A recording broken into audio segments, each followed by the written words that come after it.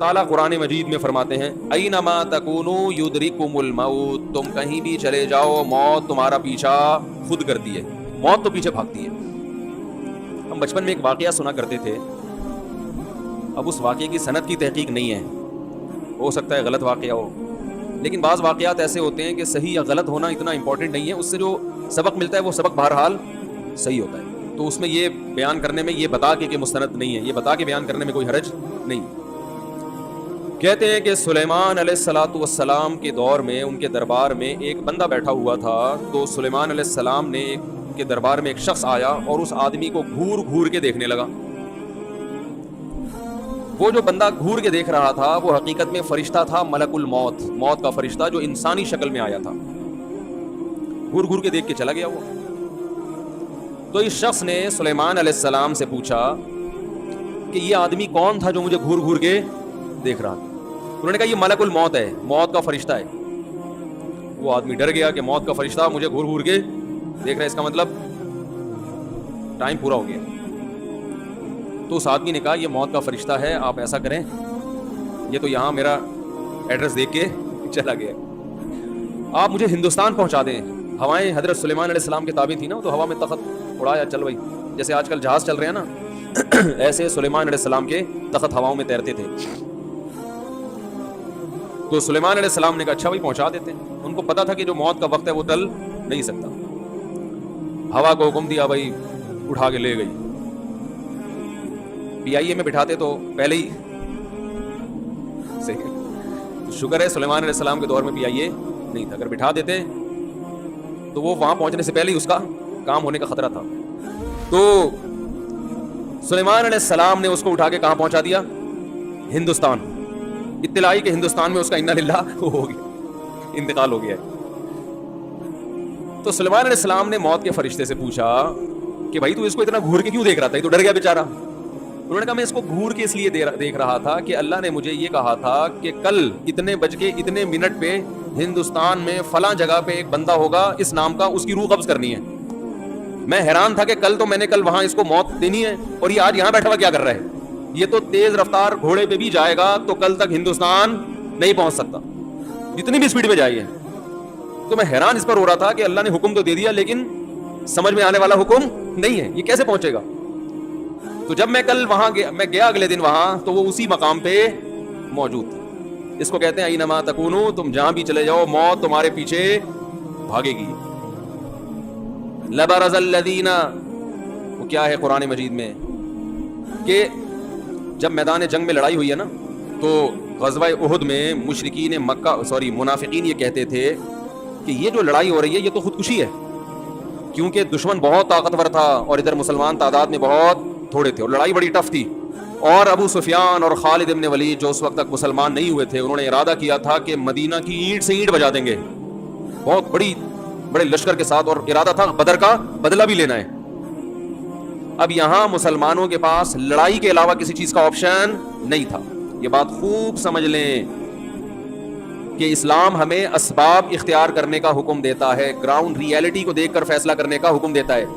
اگر آپ بہت کمزور ہیں، دشمن بہت زیادہ طاقتور ہے، تو اسلام آپ کو لڑنے کی اجازت نہیں دیتا۔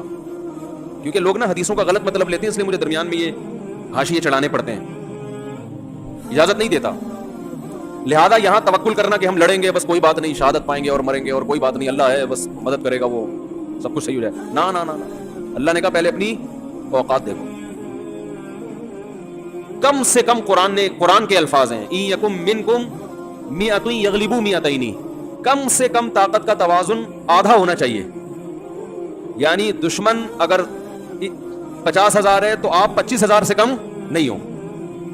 دشمن کے پاس 1000 کلاشن کوفے ہیں تو آپ کے پاس کم از کم 500 ہونی چاہیے۔ ان کے پاس 1000 ٹینک ہیں تو آپ کے پاس کم از کم 500، اس سے کم ہے تو قرآن آپ کو لڑنے کی اجازت نہیں دے رہا، اس لیے کہ اللہ نے دنیا کو اسباب کے ساتھ چلایا ہے۔ ہاں آدھی اس لیے کہ آدھا اسلحہ ہوگا اور آدھا تمہارا تقویٰ اور ایمان، اگر برابر ہوئی تو ایمان کا کیا فائدہ بھائی؟ تم مسلمان ہو، تمہارے ساتھ اللہ کی مدد ہے، ان کے ساتھ اللہ کی مدد نہیں ہے، تو اللہ نے کہا کچھ اسباب اختیار کرو، کچھ ہماری طرف سے مدد نہ پوچھیں تو خیر۔